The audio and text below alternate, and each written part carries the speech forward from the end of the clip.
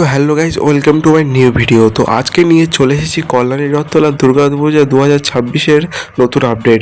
তো আপনারা হয়তো জানেন এই কল্যাণী রথতলা দুর্গাপুজো 2026-এর থিম কী রয়েছে। শ্রীকৃষ্ণ বলরাম মন্দির, যেটি মথুরাপুরে অবস্থিত। তো আপনারাই জানেন প্যান্ডেল কতদূর আগিয়েছে, তো সেটাই নিয়ে চলে এসেছি এই ভিডিওতে। এখনও প্যান্ডেলের কাজ শুরুর দিকেই রয়েছে, কিন্তু ইতিমধ্যে বাঁশের কাঠামো অনেকটাই এগিয়ে গেছে, বাঁশের কাজ কিন্তু অনেকটাই এগিয়ে গেছে। বাইরে থেকে দেখলে বোঝাই যাচ্ছে একেবারে প্যান্ডেল কিন্তু বেশ বড়সড় হতে চলেছে। আর এই কল্যাণী রথতলার খুঁটি পুজো কিন্তু 1 মাস আগে হয়েছিল, আর 1 মাসে কিন্তু প্যান্ডেল অনেকটাই এগিয়ে গেছে। প্যান্ডেলের কাজ কিন্তু দিন রাত অনবরত চলে যাচ্ছেন, তাই আপনার ভিডিওতে দেখতে পাচ্ছেন কিন্তু চারদিকে লাইট লাগানো হয়েছে রাতে কাজ করার জন্য। প্রতি বছরে কিন্তু এই কল্যাণী রথতলায় একটি সুন্দর সুন্দর থিম আমরা দেখতে পাই। বিগত বছরগুলিতে যেমন 2025-এ স্বামীনারায়ণ মন্দির, 24-23-এও খুব সুন্দর সুন্দর প্যান্ডেল আমরা দেখেছিলাম।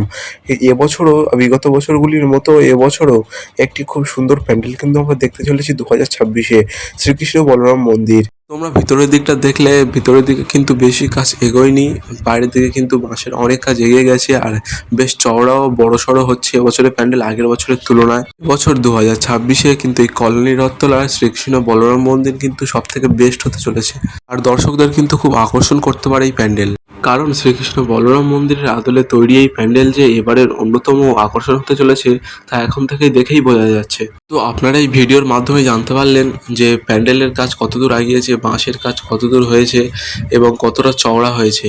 তো আশা করছি আপনাদের ভিডিওটি ভালো লেগেছে। ভালো লাগলে একটি লাইক করে দেবেন, আর আমাদের চ্যানেল নতুন হলে সাবস্ক্রাইব করে দেবেন। তো সমস্ত দুর্গাপুজো রিলেটেড ভিডিও কিন্তু এই চ্যানেলে আসতে চলেছে। তো সমস্ত আপডেট পেতে এই চ্যানেলটি সাবস্ক্রাইব করে রাখুন এবং বন্ধুদের সাথে শেয়ার করুন, আর কমেন্টে জানান আপনাদের ভিডিওটি কেমন লাগলো। তো বাই, দেখা হচ্ছে পরের ভিডিওতে।